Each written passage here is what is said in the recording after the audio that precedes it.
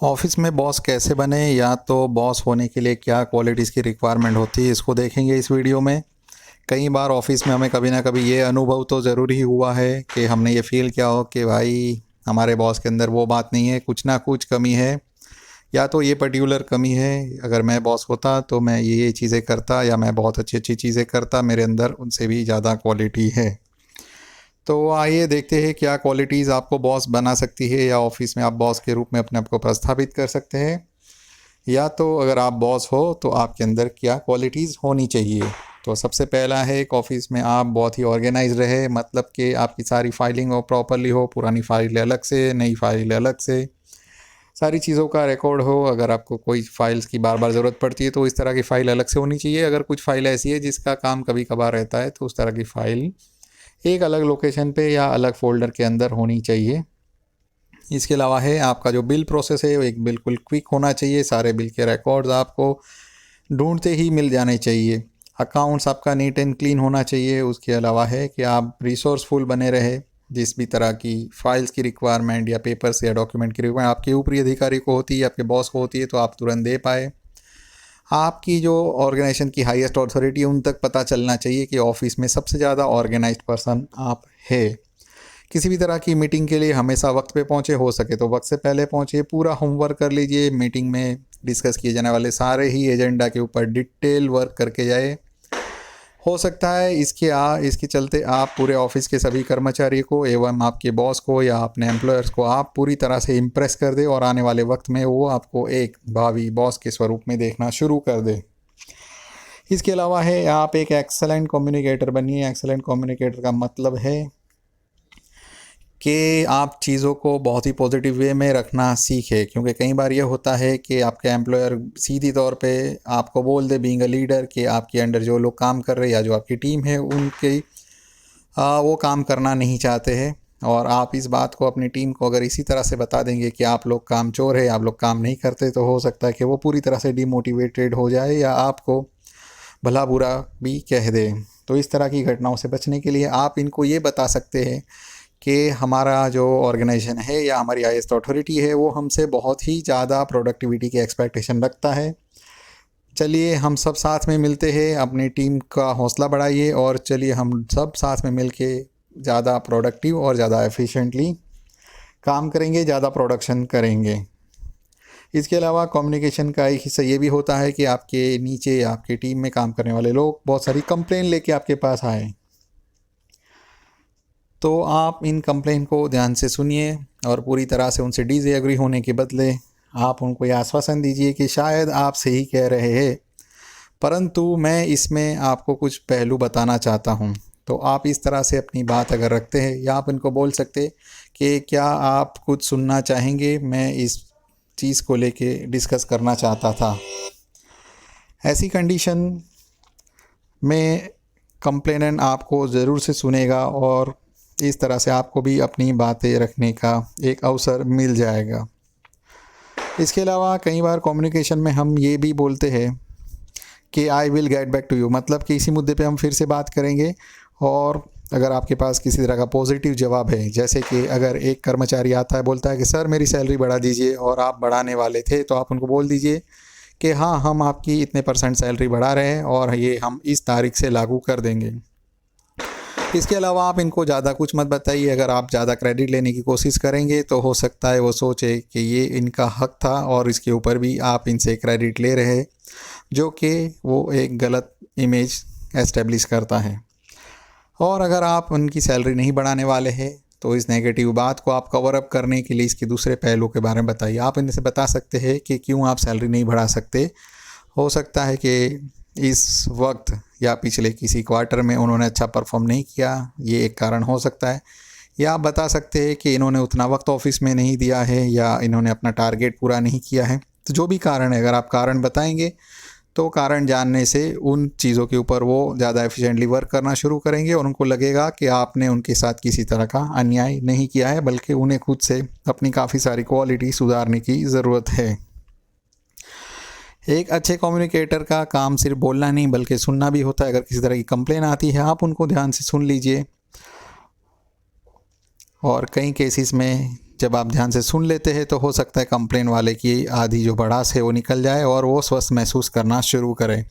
अच्छे कम्युनिकेटर होने के लिए कॉरपोरेट और बिजनेस लेटर राइटिंग में आपका एक्सेलेंट महारत होना चाहिए और आप चीज़ों को डिप्लोमेटिक वे में भी प्रेजेंट करना जानते हो और ज़रूरत पड़ने में बहुत ही सिंपल लैंग्वेज में भी आप समझाना जानते हो। ये एक अच्छे कम्युनिकेटर की बहुत ही इम्पोर्टेंट खूबी होती है। प्रॉब्लम सॉल्विंग स्किल, जैसे कि कहते हैं कि problems ends with the life, मतलब कि जब तक हम जिएंगे तब तक प्रॉब्लम रहने वाले हैं। हर जगह पे प्रॉब्लम है, कहीं पे छोटी कहीं पे बड़ी। बड़े ऑफिस होंगे तो बड़े प्रॉब्लम होंगे, छोटी ऑफिस में छोटे प्रॉब्लम रहते हैं। आपका जो एटीट्यूड है being a boss problem solve करने का होना चाहिए। ग्रेट प्रॉब्लम सॉल्विंग के ऊपर पहले ध्यान दीजिए, माइक्रो लेवल प्रॉब्लम्स के ऊपर आप बाद में भी काम कर सकते हैं, क्योंकि अल्टीमेटली किसी भी बिज़नेस का, किसी भी ऑर्गेनाइजेशन का जो रोल होता है वो ये होता है मानव मूल्यों में बदलाव लाना, मानव जीवन को बहुत ही बेहतरीन बनाना, मतलब कि बड़े मास को कैटर करना। इसके लिए आप बड़े प्रॉब्लम्स के ऊपर सबसे पहले ध्यान दीजिए। प्रॉब्लम सॉल्विंग के अंदर आप ये कर सकते हैं कि नई पॉलिसीज़ डेवलप कर सकते हैं, अपने ऑर्गेनाइजेशन के लिए नए कोड ऑफ कंडक्ट आप इंट्रोड्यूस कर सकते हैं, आप नए सिस्टम प्रोसीजर को भी इंट्रोड्यूस कर सकते हैं, या आप अपने हाईएस्ट अथॉरिटी को ये बता सकते हैं कि आपने किस तरह से सोचा हुआ है कि ये नई पॉलिसीज़ या कोड ऑफ कंडक्ट या सिस्टम प्रोसीजर ऑफिस को ज़्यादा सुचारू रूप से चलाने में सहभागी बनेंगे या बहुत ही फ़ायदेमंद रहेंगे। इसके अलावा है एम्पैथेटिक आपको रहना है, मतलब कि अपने साथ काम करने वाले लोगों के लिए सहानुभूति रखिए।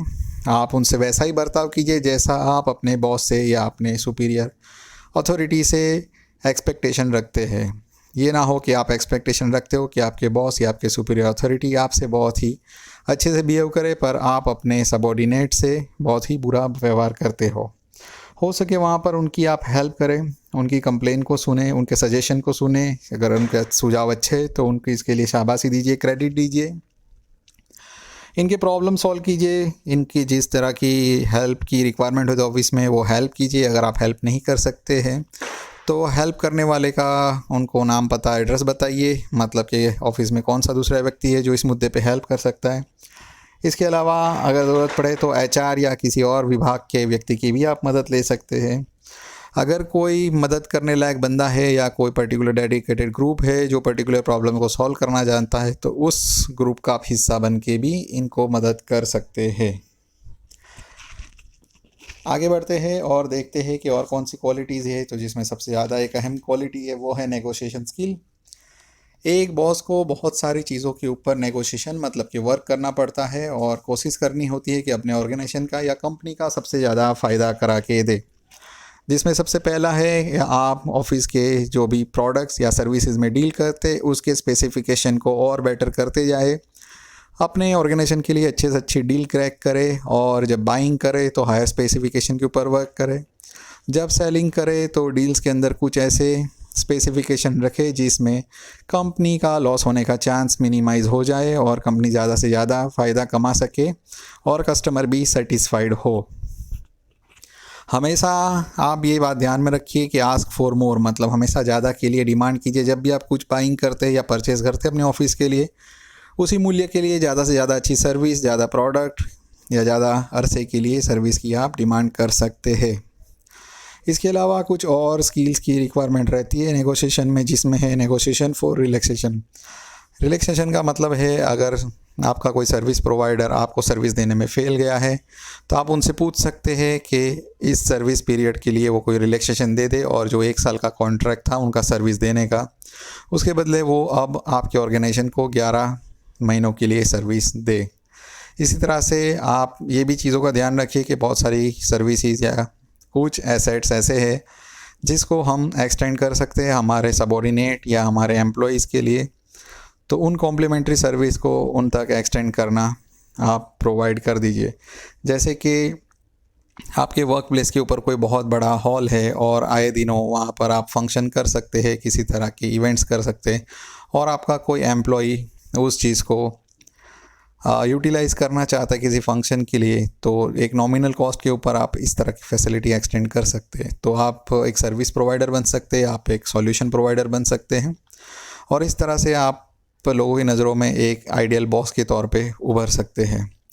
इसके अलावा एक बिज़नेस के अंदर या एक कंपनी के अंदर जो बॉस होता है वो बिज़नेस को बल्क में या मल्टीफोल्ड ग्रो करना चाहता है, तो हमेशा जो आप नेगोशिएट करते हो तो आप इस चीज़ का ध्यान रखें कि आपका जो बिज़नेस है वो कॉन्स्टेंटली ग्रो होना चाहिए, या आपकी जो कंपनी है वो कॉन्स्टेंटली ग्रो हो, उस तरह से आपको नेगोशिएट करना है।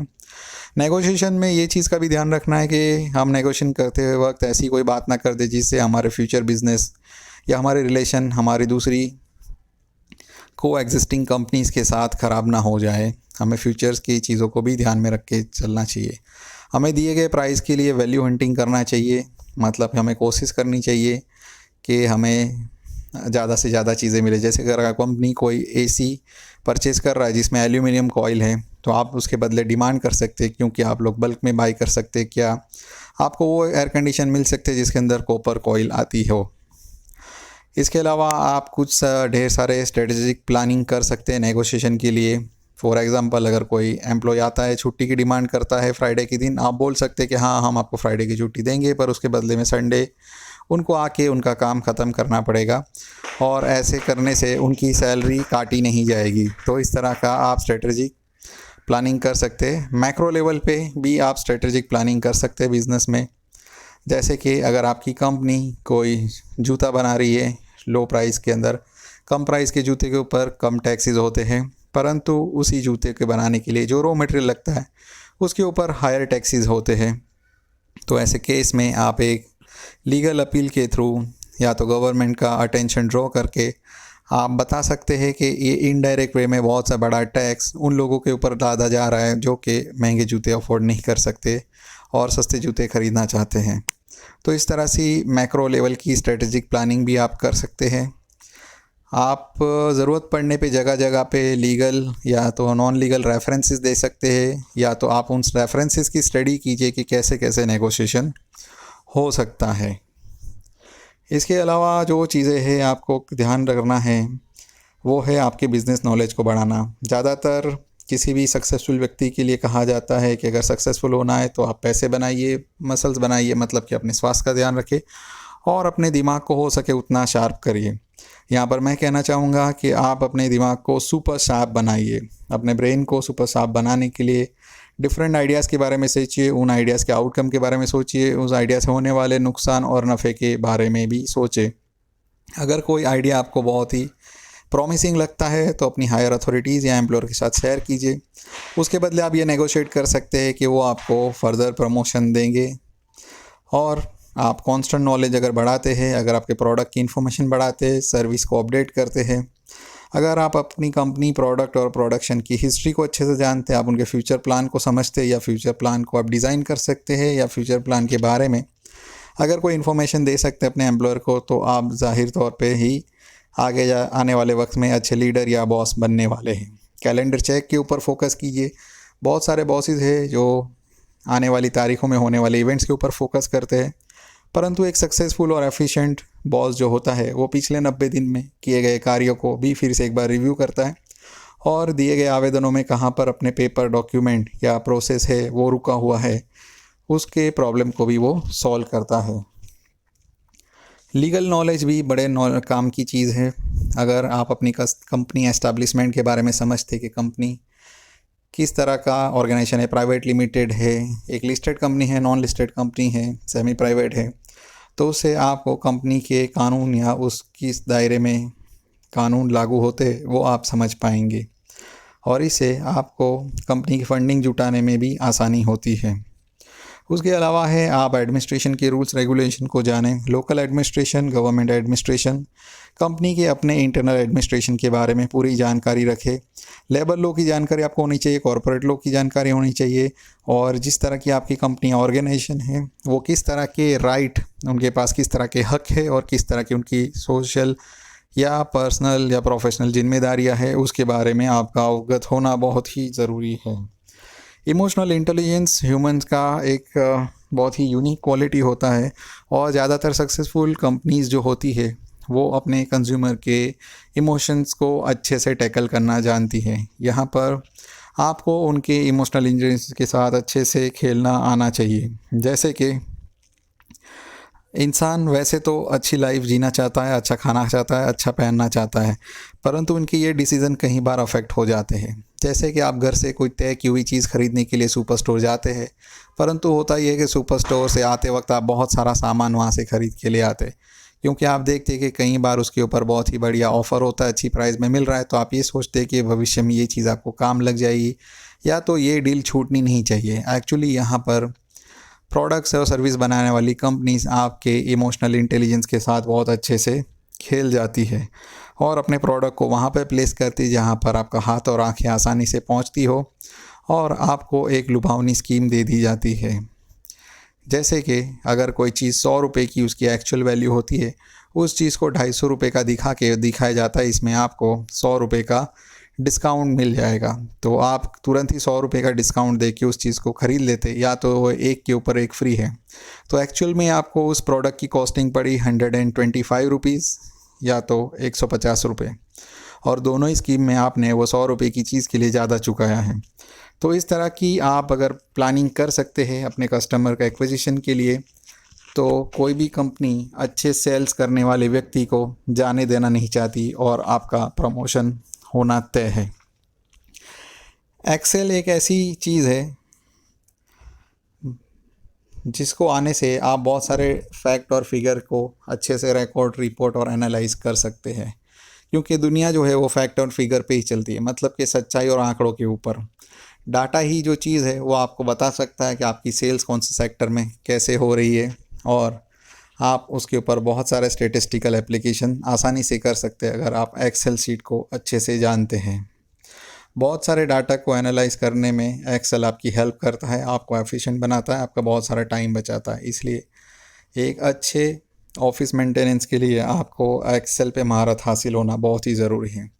इसके अलावा अकाउंटिंग की जानकारी, बहुत सारे अकाउंट्स मेंटेन करने पड़ते हैं एक बॉस को या एक हायर अथॉरिटी व्यक्ति को। पर्सनल अकाउंट, कंपनी के एम्प्लॉयज़ के इंडिविजुअल अकाउंट्स, परचेज़ के अकाउंट, सेल्स के account, inventory accounts, dead stock के अकाउंट्स, कंज्यूमेबल आइटम के accounts, macro accounts, treasury accounts, loan और डेप के अकाउंट, और इसके अलावा और अन्य कई तरह के अकाउंट्स। तो अकाउंट्स के अंदर महारत होना भी बहुत ज़रूरी है। उसके अलावा आप यूज़ कर सकते हैं सॉफ्टवेयर, और आजकल गूगल असिस्टेंट जैसी बहुत सारी चीज़ें भी आपको हेल्प करती हैं। तो इस तरह के सॉफ्टवेयर आपका वक्त बचाएगी और आपको बहुत ही ऑर्गेनाइज्ड होने में हेल्प करेगी। इसके अलावा है ट्रैवल गुरु बनना।